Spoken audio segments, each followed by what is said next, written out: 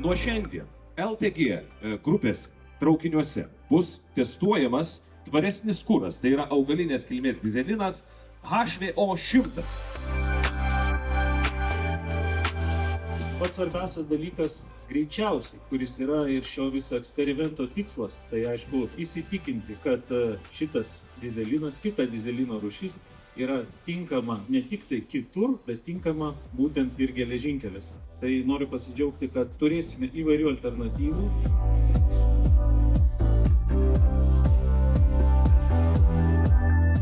Šiandien tikrai džiaugiuosi, kad tiek keleivinis traukinys, tiek manevrinis lokomotyvas jau galės kurą išbandyti, tam, kad būtų galima judėti ne tik naudojant elektrą. Tikrai džiaugiuosi, kad atsiranda galimybės turėti kitas rūšis. Dėkui visiems ir pabelsti į medį kažkur, kad viskas bus gerai.